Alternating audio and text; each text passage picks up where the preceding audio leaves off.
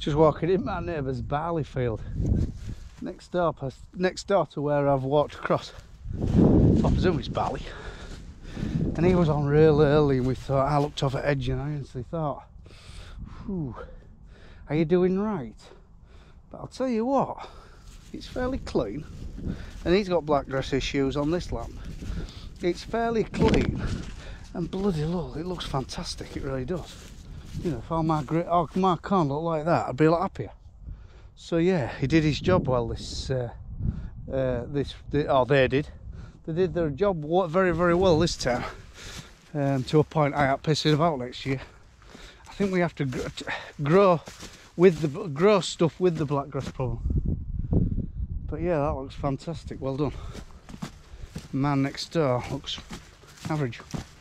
Well, below average, I would say. But yeah, there isn't much blackgrass at all. We have to quiz him what residual chemical he uses. It looks, I know it's all frozen solid, frozen over, you can't really see, but it looks quite healthy as well. There's my duck.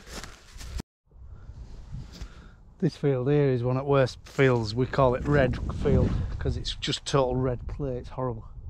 And it's only a 10 acre. And we've got 3 acre at top in a insect mix, which pays very well in an elm scheme. I think the rest of it is going in with an SFI, but I don't know, these SFIs, my dad reckons the money will run out. I reckon we'll all jump on board and then pay our land agents and one people and another to sort us out and get us signed up. And then the money will run out, or we'll get a Labour government and they'll change their plans on paying us anyway. So is that possible? Is you know, can that happen?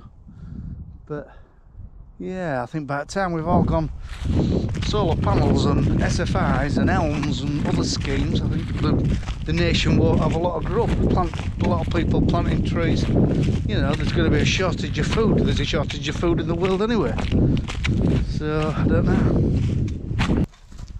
I'm just showing you a field of Kingsbarn. 6-row barley, cultivated, drilled early. It looks fantastic. It really does. It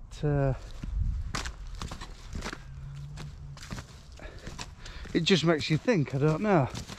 I had Simba Solo over, and I don't know what Ollie did. I think Ollie went over with that KRM thing very fast, and then drilled it with the Vardestad, and it looks fantastic. Early drill though, you know, and it's got blackgrass issues, but the chemical went on all right, and quite a potent, strong dose for barley, and it looks like it's kept it very, very clean. Just showing you a field of Kingsbarn winter barley, drilled very early, cultivated. You know, cost a little bit to put in the ground. You know, you could have probably come with a direct drill, but I don't think you'd have had a show like that. I really don't. You know, I'm not getting at anybody with solely direct drills. You know, it might be their answer, but it ain't our answer. And 5 years ago, I thought it would have been. I thought our land was going to improve with direct drilling. Our yields were going to get better and one thing or another, but they haven't. And I think you just have to spend a bit of money and to get a crop in the ground. I really do. Yeah, we've got 2 marvellous fields of winter barley here, and it's the same punishment as rest, but it was established very early. And I think it looks well. I mean, it's a changing climate, isn't it? And I think if you blinkered to say, well, this is just my opinion, I think it definitely is changing. I mean, there's more, we get a lot more droughty weather, and we get a lot more severe wet weather. We don't get a lot of winter. I know it's a very cold morning today, but we don't get a massive amount of snow or frost like we used to when I was a kid, like I'm 50-year-old. And I think anybody 80-year-old would have seen a hell of a lot more change.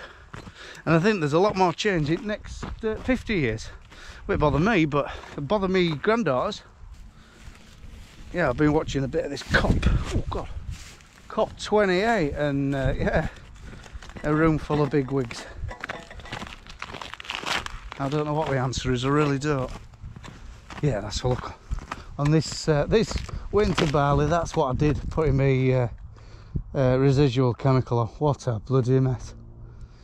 But I'm glad I did now. I'm glad it's on rather than I missed it, because I've got, oh, what will there be? I think it's 50 acre what, and I daren't go back to yet to get my residual chemical on. So yeah, I've been watching a bit of this COP28, and I looked at all them bigwigs in that room talking about one thing or another, what their country's going to do to repair the world, but I don't know.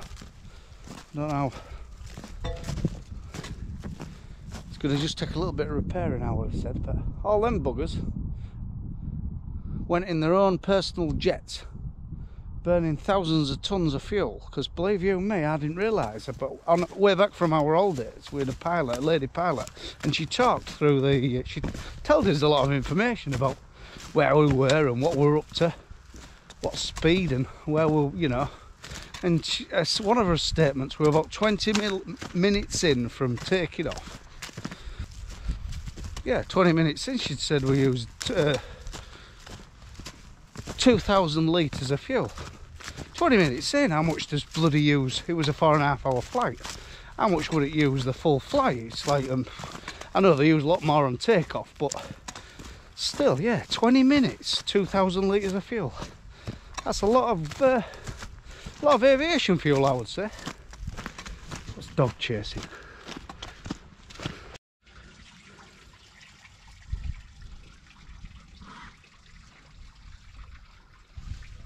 Last job of today, just thawing this water out. The frost hasn't lifted today.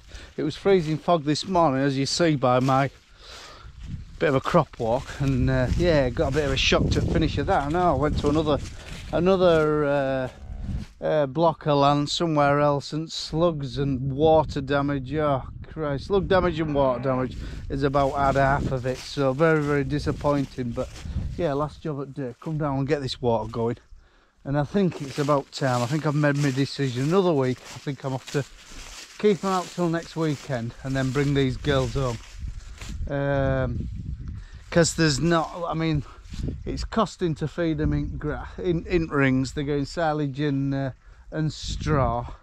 They're in good condition, but I think it's time they were in. I mean, this bloody mustard stuff, I don't know whether it was the right mix now. It consists of mustard, vetch, some fodder radish and some clover. Well, the clover has done a bit actually. We were looking the other day. Well, God, come up. If you look at the clover roots, there's very, very tiny nodules of nitrogen, but they aren't done now. It ought to have been in 6 weeks before, but it was spring barley. It was late off. So it hasn't really got established. It'll have done a little bit, but the mustard, I mean, there's hardly much feed value in it whatsoever now. I think as season gets on, and frost brays it as well, frost is knocking bloody mustard to bits. I think by the time this is defrosted next week, it'll dissolve to now, like. So, but whether it's done any good to the soil, I don't know. That's a fodder radish with a deep tap root. It's just scavenging nitrogen and P and K, what's gonna leach in the soil. That was the idea, but we ended up grazing it, so we're gonna leave a bit and see if it does sort of make any difference to next year's crop. Yes, yeah, some of these are starting to look quite promising. Hey, big girl, there's no bag showing yet, but they're starting to look very big, as though there's some big calves in there, which I don't want to get them any fitter than they are now. I'm walking across this morning with a bucket of minerals or a bucket of a salt lick, and bloody that bucket came straight up behind me. Anyway, we was only playing, but no, I just don't trust him 100%. Somebody says these bloody... The cows are usually okay, but the bulls of the native breeds can be a little bit pokey. I don't know whether you could or not, but... He's a friendly chap, but we don't want him to get too friendly. Right, if you like this channel, Rufford Farm in East Yorkshire. Sorry, a little bit long and nondescript today, but anyway, I hope you like it. I'll try and make my next few a bit more exciting, a bit more machinery maybe into them. Oh, gonna get red. He's gonna get his head bloody electrocuted if you're careful. So yeah, right, if you like this channel, tick and subscribe, whatever you do. Bye for now.